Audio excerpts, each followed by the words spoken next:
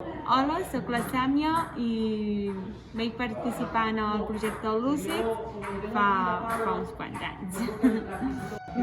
Vaig començar perquè m'ho van oferir a l'institut i per mi era com algo de reforç acadèmic i realment una vegada que vaig començar anava molt més enllà de ser només un reforç acadèmic o per estudiar, sinó que anava molt més enllà. No només tenia una persona que a la meva disponibilitat que m'expliqués un temari que no entenia o que m'ajudés a fer els deures o qualsevol cosa així acadèmica, sinó que també tenia un espai de confiança on jo podia parlar d'algun problema que he tingut, de com em sentia.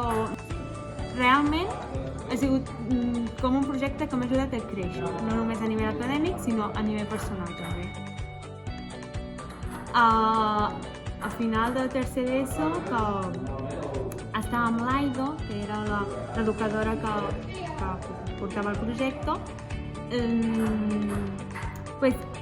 era finals de curs i havíem preparat unes activitats com per tancar el curs i l'Aida havia fet com uns informes a cada una de nosaltres, dels usuaris que anàvem, i el meu jo, que em queixava molt del meu tarannà, del meu caràcter, que tenia un caràcter molt fort i això, i jo em queixava de mi, realment. I ella em deia que en l'informe aquell m'ha agradat molt i ho recordo molt fins ara, i dic que tenia raó, que aquest tarannà el podria utilitzar molt bé i no feia falta canviar-lo, sinó aprofitar-lo realment, aquest caràcter fort i sí, tenia raó, em serveix molt. M'ho va escriure en el meu informe i que era maquíssima. Bueno, l'Eva també, que va ser a quart d'ESO, maquíssimes les dues. Després d'això vaig estar el primer batxillerat, vaig estar tot el curs a l'Escoleta Popular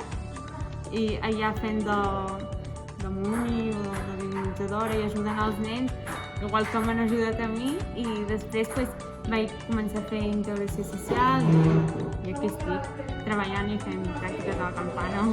Molt agraïda.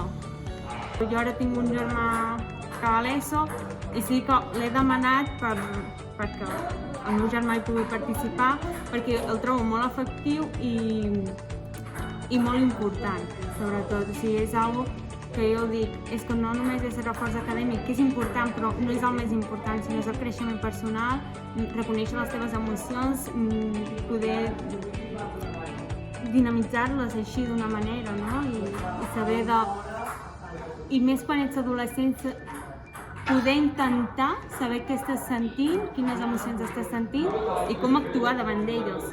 O sigui, jo ho trobo superefectiu per la gent de l'ESO i si es pot fer a primària també, i així és molt important per totes les edats. I ja està.